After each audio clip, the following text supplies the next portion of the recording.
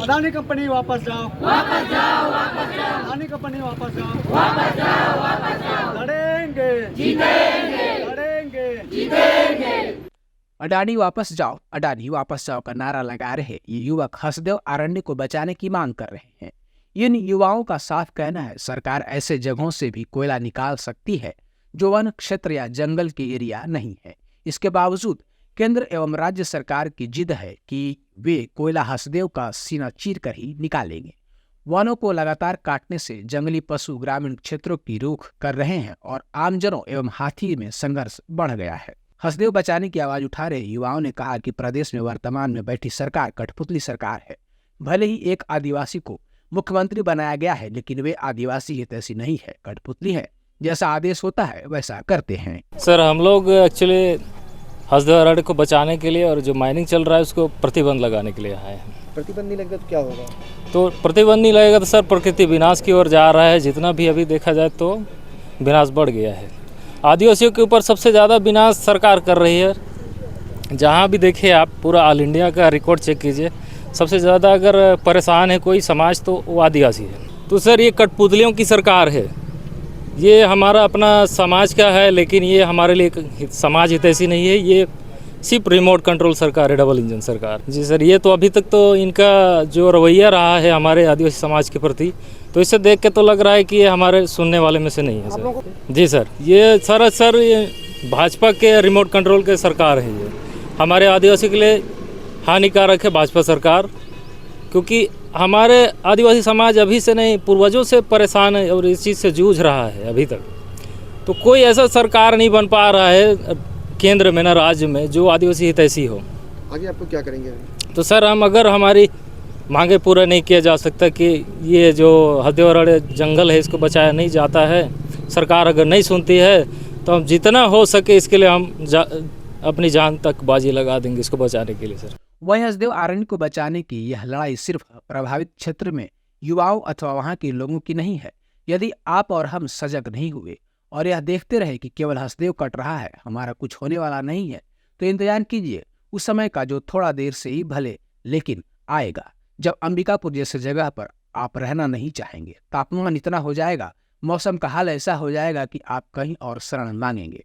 हसदेव अरण्य को बचाने के लिए सभी को एकजुट होने की जरूरत है, और यदि अभी नहीं हुए तो आने वाली पीढ़ी के लिए न तो हम स्वच्छ जल छोड़कर जाएंगे, न स्वच्छ हवा, न आरामदायक मौसम जो जीने लायक हो। एक्चुअली हम लोग सरगुजा कलेक्ट्रेट में आए हुए हैं अभी, और हम लोग का मांग है जो हसदेव अरण्य चल रहा है अभी। हसदेव अरण्य में जिस प्रकार से 21 तारीख को पुलिस प्रशासन सुबह 4 बजे ग्रामीणों को, हमारे सरपंच को उठा करके निर्दयतापूर्वक बिना कपड़े पहनने दिए बिना घर से घसीटते हुए लेके गए हैं, इस सब के इस संबंध में और जो हसदेव की कटाई चल रहा है उसके विरोध में हम लोग यहाँ पे ज्ञापन साइन करने आए थे। क्योंकि हम कलेक्टर से मिलना चाहते थे लेकिन हमें मिलने नहीं दिया गया, तो हम यहीं पे ज्ञापन साइन करके अपना बात रख रहे हैं। क्यों काटा जा रहा है? हसदेव को खदान पूंजीपतियों के नाम पे हम लोग का जो जंगल ज़मीन है उसको कोयला निकालने के लिए यहाँ सरकार काटना चाह रहा है। सरकार से कोई बात हुई थी आपने? देखिए, सरकार हमसे कोई बात नहीं हुआ है। सरकार हमसे बातें करना नहीं चाहती है। क्योंकि बस्तर का बात रहता है तो बस्तर वालों को बोल दिया जाता है कि आप हथियार छोड़ेंगे तो बात होगा। हम लोग कोई हथियार नहीं पकड़ा है, हमसे आकर सरकार को बात करनी चाहिए। इससे पहले जब भाजपा विपक्ष में था तो आपका समर्थन भी किया था भाजपा ने। जी, भाजपा सरकार है उनकी। जी, भाजपा आया था हम लोग के सपोर्ट में।